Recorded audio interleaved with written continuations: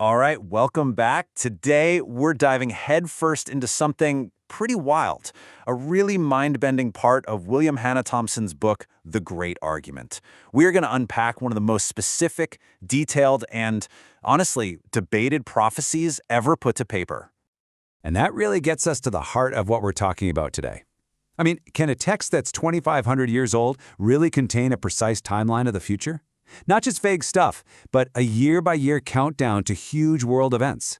That's the claim we're digging into, and we're looking at it less like a sermon and more like a fascinating historical puzzle. So, to get this, we've got to go way back.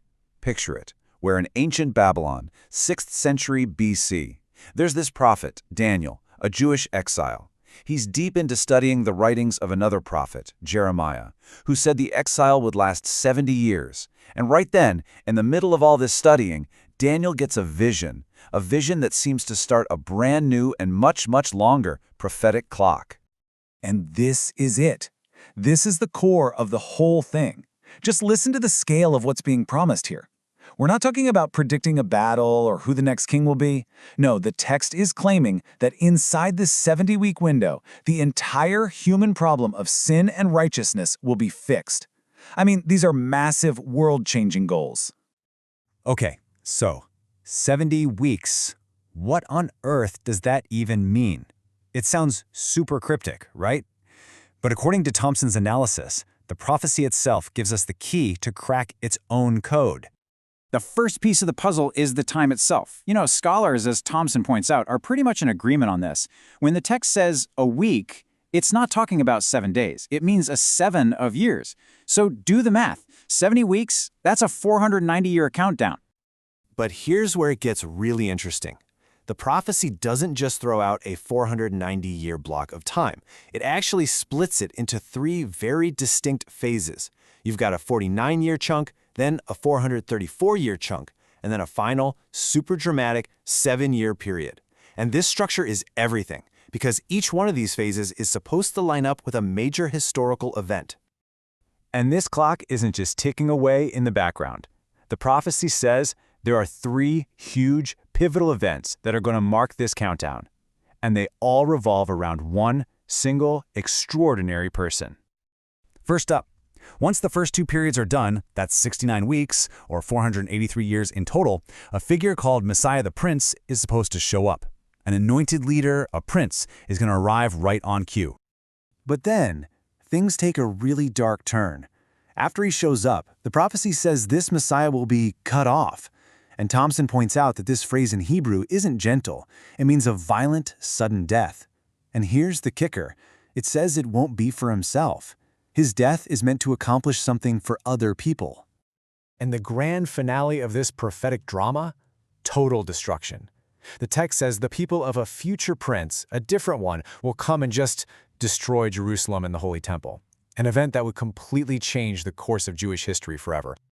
So, let's recap. We've got this 490-year timeline with 3 massive predictions. The obvious question, right, is, does any of this stuff actually line up with real, verifiable history? Well, this is where Thomson really builds his case, his great argument. Okay, so this timeline really shows Thomson's central claim in action. He argues that the clock doesn't start with just any old decree to rebuild a temple. There were a few of those. He says the starting gun fires with one specific command, the one given to Nehemiah by King Artaxerxes in 445 BC. And the key difference? This command was to rebuild the city of Jerusalem itself, the walls, the streets, the whole thing. And from that exact moment, Thomson says the countdown is on. Now, check this out.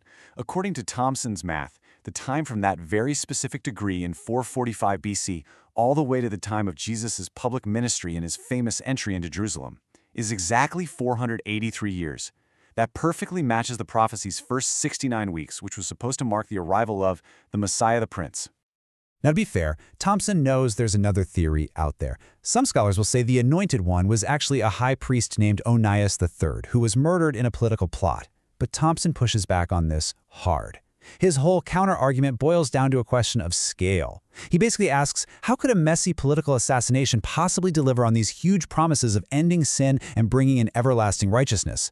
For Thomson, the little event just doesn't fit the epic, world-changing purpose of the prophecy. So, what's the bottom line here? What are we supposed to take away from all this? For Thomson, this prophecy from Daniel isn't just some neat historical oddity. He puts it forward as a really unique and incredibly powerful piece of evidence. Let's just quickly recap his argument. You've got a prophecy with a super specific timeline, right? And a crystal clear starting point. It predicts the arrival and then the violent death of a figure it literally calls the Messiah. Then it wraps up with the total destruction of the city. And maybe most importantly, the entire point of the whole thing, right from the start, is deeply spiritual. It's all about solving the problem of human sin once and for all. Thomson's argument is that all of these separate threads come together and point perfectly to the life of Jesus and everything that happened after. So, that leaves us with a pretty big question to chew on, doesn't it? We're looking at a 2,500-year-old text that, if you follow this one very detailed analysis, seems to have laid out a precise sequence of history. So what is it? Is it a truly uncanny prophetic clock? Is it just a wild series of historical coincidences that happen to line up perfectly? Or is there something more going on here? The puzzle of Daniel's 70 weeks, it's still fascinating and challenging people today.